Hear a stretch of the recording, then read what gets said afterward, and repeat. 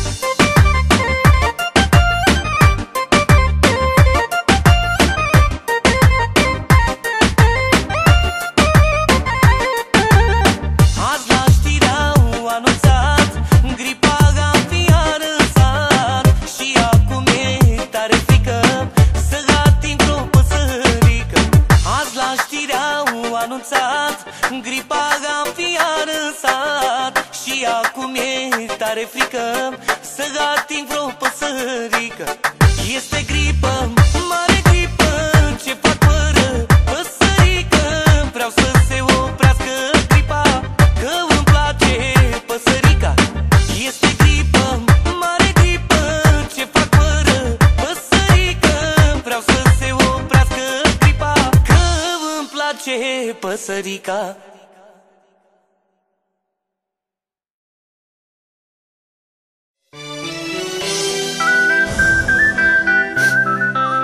Iar m-a părăsit și o iubeam atât de mult. Ce mă fac eu acum fără ea? Este, a plecat nebună și începe balamucul. Haide toată lumea!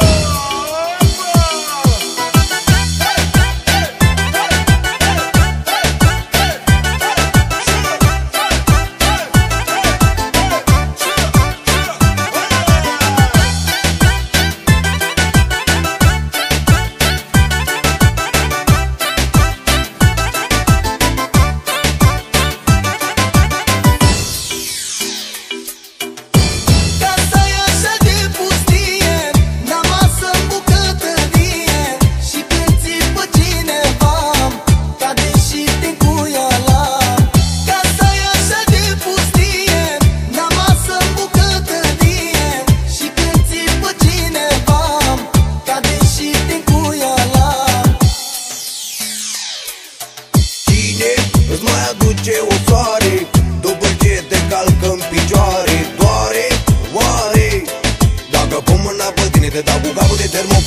Afară-i fric și e norat și sopă arde măta și cadă înnecată, crăcănată zace sorta. Ție că te iubesc, am să-ți bat gura în cuie, dacă casa e pustie, cine îmi mai face o.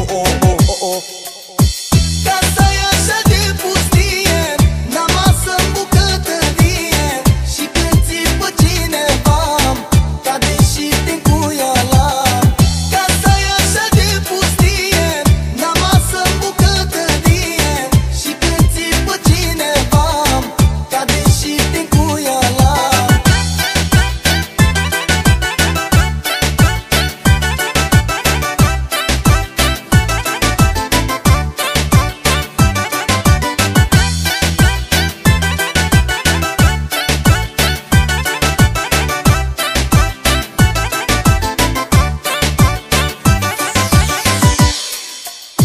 Cine-ți mai aduce o floare ca să te ia la picioare? Cine-ți mai dă acum la otean câte un pum? Cine-ți mai aduce o floare ca să te ia la picioare? Cine-ți mai dă acum la otean câte un pum?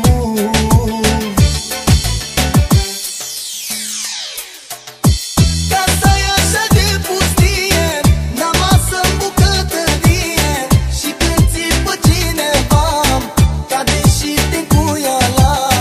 Casa e așa de pustie, n-am masă în bucătărie, și când țipă cineva, cade și din cuiala.